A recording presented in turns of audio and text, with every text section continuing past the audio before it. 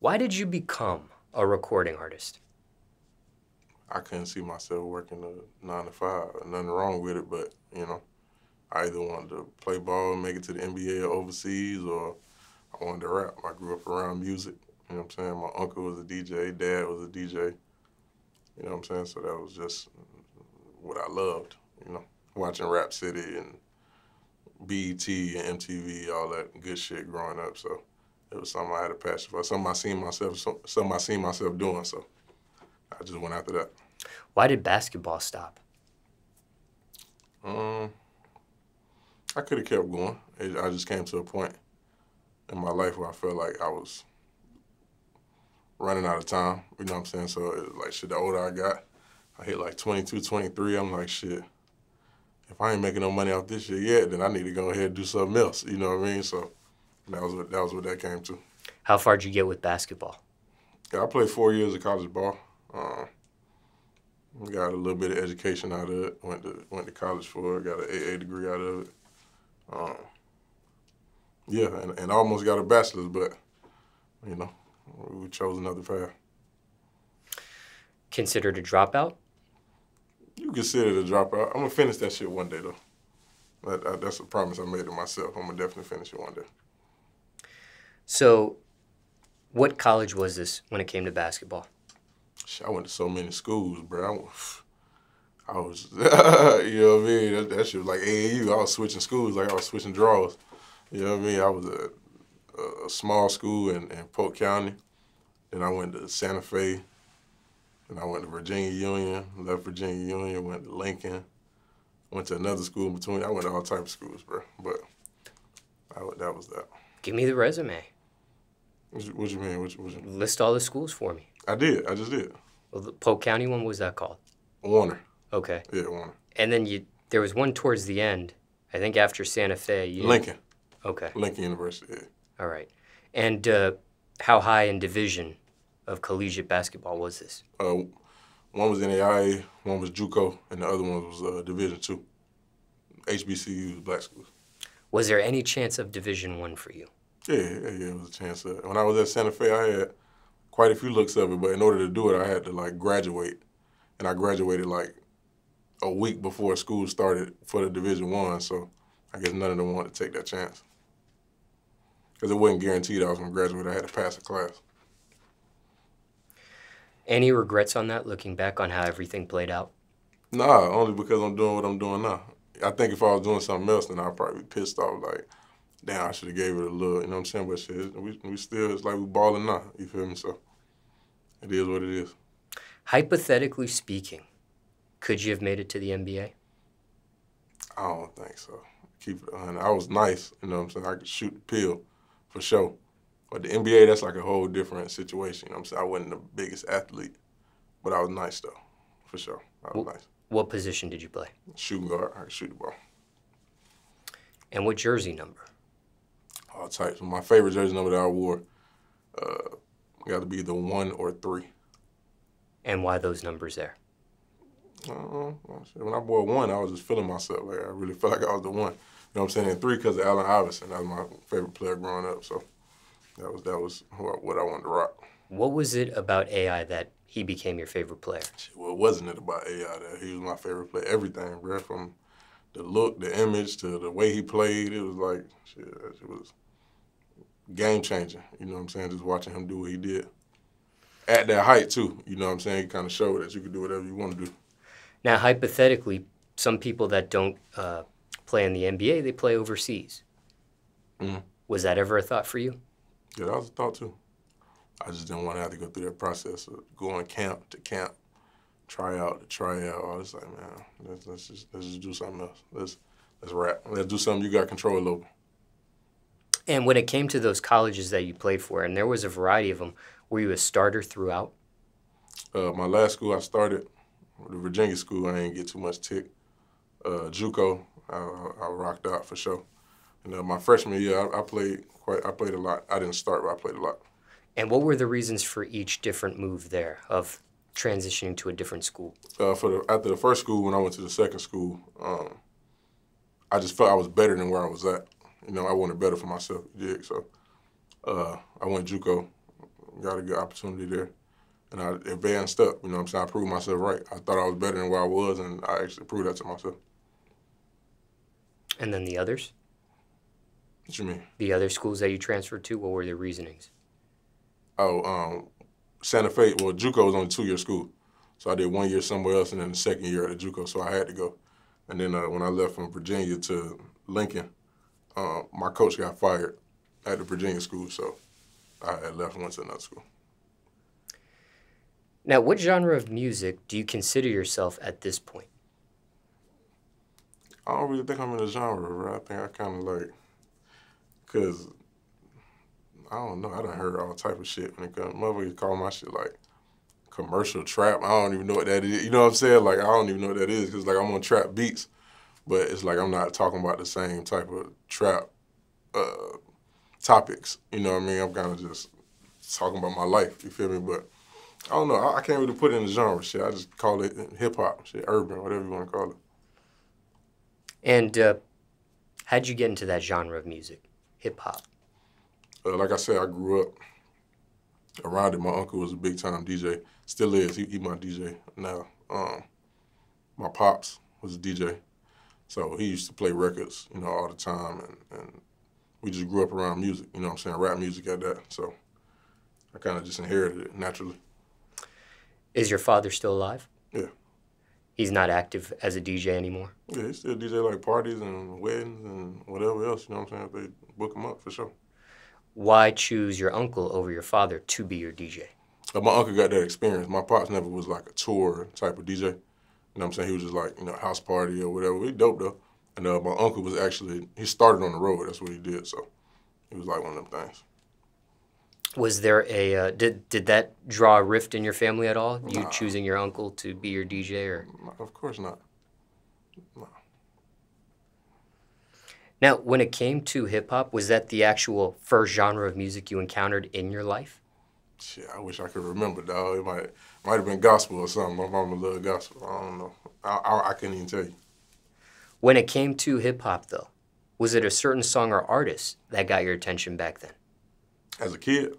Sure. Yeah, his name would be Lil Wayne, for sure. Weezy F, baby. That would be the artist that got my attention when I was a kid. Or like, The Block is Hot and all that shit with the big white tees and, you know, the whole Cash Money and like No Limit with like Master P and all that. That's the first time I think I could be like, oh shit, I love rap. You know what I mean? Just by how they was doing what they was doing, their whole movement. When it comes to Lil Wayne, how'd you discover his music, or did someone put you onto him back then? I don't even remember, bro. I probably could have been, my bad. Probably BET. That's what I would think, maybe. I don't know. Because I don't remember YouTube or nothing back then. I know your memory's kind of foggy, but care to share an age on it when you got into Lil Wayne? Maybe 6, 7, 8, maybe, something like that. 2nd, 3rd grade, something like that. And would you consider Lil Wayne your musical inspiration or influence back then? And if not, who was? Yeah. And he still is, as far as like metaphors and punchlines and delivery. And yeah, Wayne was on probably one of the longest runs I can remember, bro. It was like everything he put out, mixtape after mixtape after album, it was undeniable. Ever had a chance to personally meet Lil Wayne yet? Not yet, but we will, for sure. Now, how'd you learn how to rap? What was your learning process like? I never really think I had a learning curve as far as like, I always knew how to rap, like put words together. I think the thing I honed in on the most was like my beat selection. Figuring out what beats to rap on and what tempos and yeah, that probably was. When it came to you learning how to rap and getting that skill, did anyone teach you, or would you say you were self-taught? Yeah, I was self-taught. And was it something you wanted to do on your own, or was it a suggestion? Maybe somebody put a battery behind your back, so to speak, to rap. Yeah, my brother, Tim Bush, my childhood best friend. I would always like, you know, freestyle or whatever, just on some play shit. And like I said, when I came home from school, I was working one of my millions of jobs that I had in my life, and he kind of told me, like, bro, you could do this. You know what I mean? Like, I don't hear nobody else doing nothing spectacular right now. Just take it serious. So he linked me with a couple producers in the city, and that was that. How'd you two meet? Playing kickball in the second grade on the kickball field. He kicked the ball. I said, nice kick. I kicked the ball. He said, nice kick. Oh, shit. Now we best friends, you know what I mean? So we've been 20 years in. What elementary school was this? Lockhart. In Lockhart Elementary. Now, as you're growing up, as you're getting into rapping yourself, what was your father's role being a DJ as all this was going on? What was your uncle's role as he was a DJ as well as all this was going on? Now, they a lot older, so it, like as far as like breaking my music or anything like that, it wasn't really none of that. You know what I'm saying? My uncle kind of got out of DJing for a while. Me rapping kind of brought him back in. And then again, my dad, he kind of does it like as a hobby, but he gets booked to do like, you know, some stuff here and there, so. But as you are growing up and you are starting to become a recording artist and taking that from a hobby to a more serious type of background, are they encouraging what they're seeing, or are they discouraging you from the entertainment industry, the music industry? No. You know, it's like everything else. Like, yeah, they encourage it for sure because they family, you know what I'm saying? They definitely was behind it 100%. But just like everything else, it's like I think with anybody, you know, it's like they ain't behind it until it's something to get behind. You feel what I'm saying? Like, they probably be encouraging it, but it might be like one of them little things like, oh, but it ain't there yet. You know what I'm saying? Keep going. It ain't there yet. I'll let you know when it's there. I'll let you know when it get there. And then some shit go. Now it's like, oh, yeah. You know what I mean? It's there. Like, so you know how it go. Well, the reason why I ask is because there could also be parents out there, and this could refer to any career choice they make. Right. Even though they're in a career field, when they have their own seeds, their own children, may not necessarily want their children doing what they're doing. Oh, no, hell no. They was behind me 100%. Okay. Yeah. They was behind me 100%. They love it. When it comes to your sound, have you found your sound yet? Oh, for sure. Yeah. For somebody watching this interview, getting to know you for the very first time, are you able to describe your sound? What they would hear when they press play? Shit, they gonna hear more when they press play. You know what I'm saying? Something that they ain't heard before.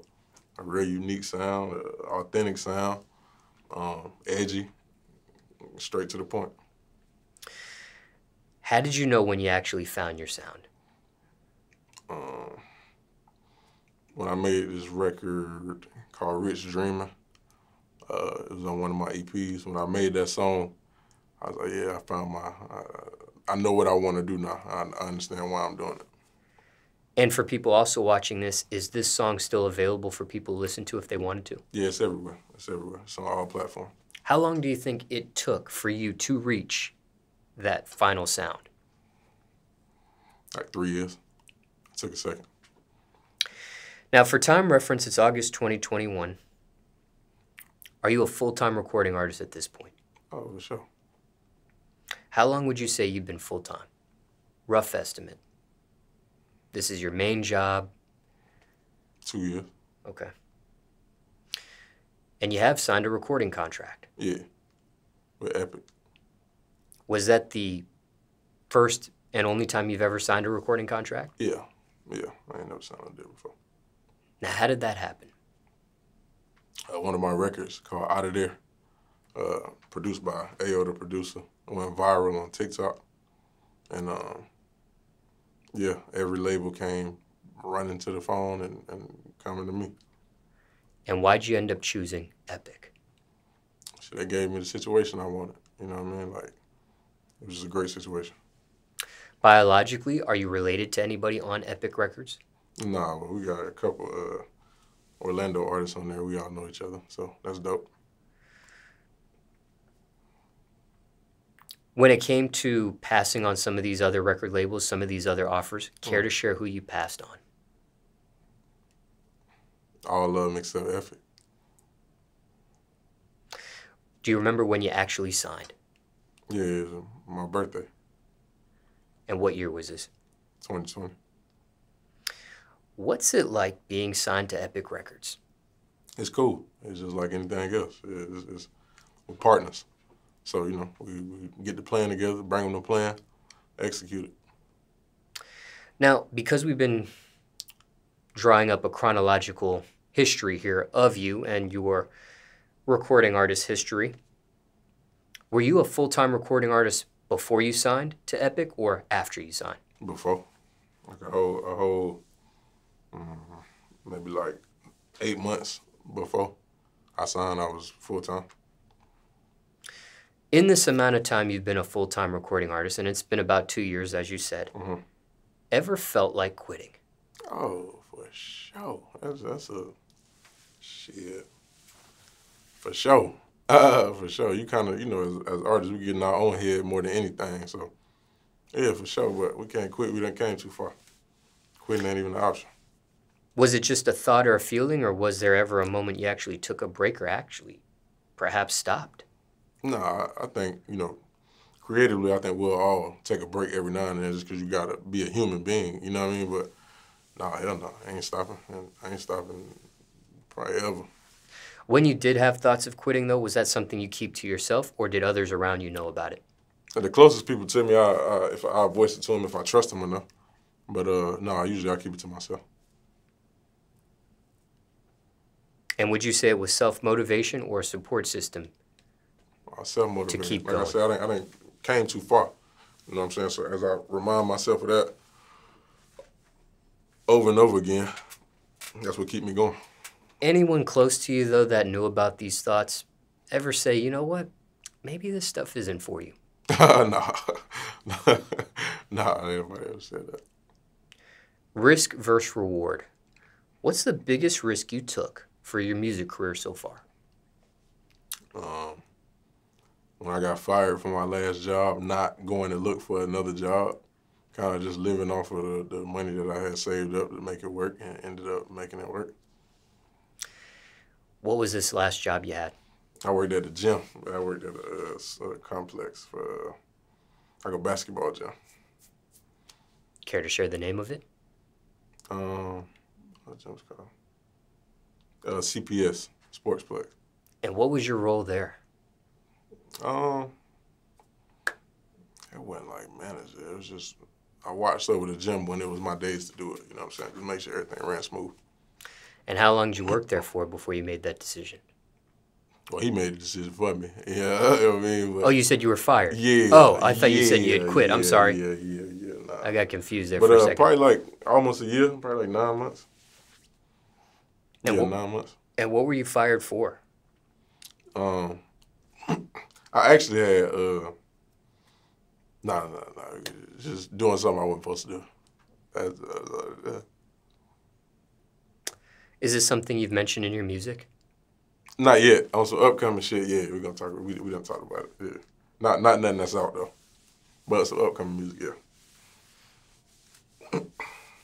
Proudest accomplishment so far in your music career? Proudest accomplishment.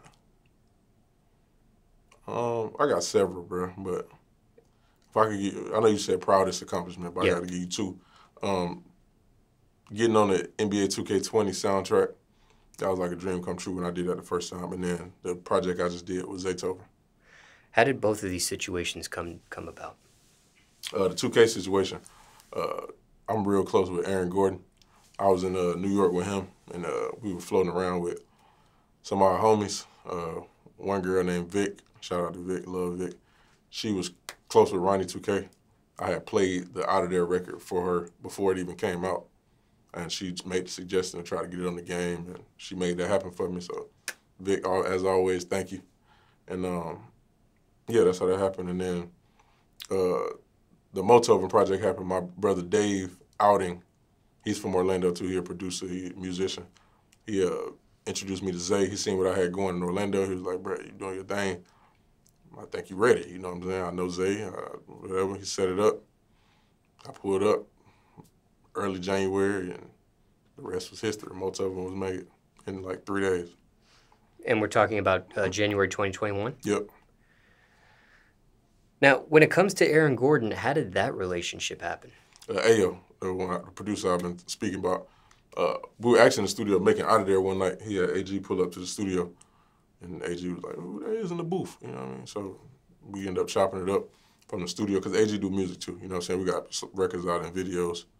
And, Yeah, he was from the studio. He was like, pull up to the crib, and we got close ever since then. My brother. Did you know he was going to pull up to that studio that day, or was that a total shock and surprise? Yeah, it was a surprise. I had no idea. Like, he told me as we were there working, he was like, oh, I think AG finna pull up. I was like, oh, yeah, okay. Now, when it comes to TikTok, and I didn't get a chance to ask you this earlier, but I'll ask you now. You did have a song go viral. Yeah. How did that happen? Bro, it's completely random, bro. Like, we ain't put no money up. We ain't, you know what I'm saying? It was all God, I feel like, bro. Like, from 2K, I guess it spread, and little homie Gene Victor, he did a little dance on TikTok. And when I first seen it, when I reposted it on my Instagram, like, even my homies was hitting me like, well, he went crazy. He like, that's hard.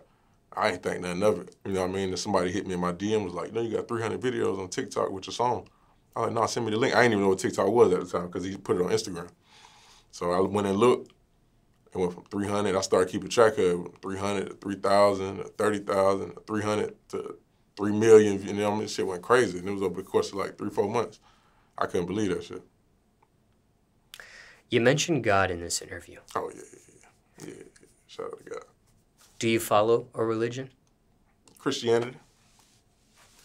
And is it a certain denomination under Christianity? Nah, man, we just, you know, I wouldn't even say religion is the thing that I follow. It's just, you know, I believe in God, you know what I'm saying, and Jesus. But why Christianity for you? It's just what I grew up in, you know what I'm saying? It's just what I was taught. It wasn't like I was exposed to much other things, so it's just what I was taught, and I followed it, and now we're here. And was that on both sides of your parents? Yeah. Okay. Both. Yeah. All right. Now, when it comes to both of these accomplishments that you mentioned, the song on the NBA 2K and the Zaytoven collaboration project, have both of these accomplishments been fulfilling for you? Yeah. It keep me humble, and it made me want more. You know what I'm saying? Like, just knowing that you can have an idea in your head and that it can come to life. You know what I'm saying, through prayer and hard work. And, you know, we just keep scratching it off the list. Now, on the opposite end of the spectrum, biggest failure so far in your music career? Biggest flop? Biggest disappointment? Not getting Out of their record to what I felt like it should have got to, for sure. Like, yeah, I feel like that record's supposed to be triple platinum. You know what I'm saying? The shit went crazy. I never seen nothing like that as far as when it was viral, because it went viral during the pandemic. And every other song that went viral during that time that I could remember won like Grammys and shit. Like, you know what I'm saying? It's like Out of there just flopped on me. But it's all good. Was that out of your control? Was that something you could have done on your end? Was it? I don't know. I think everything just happened how it was supposed to.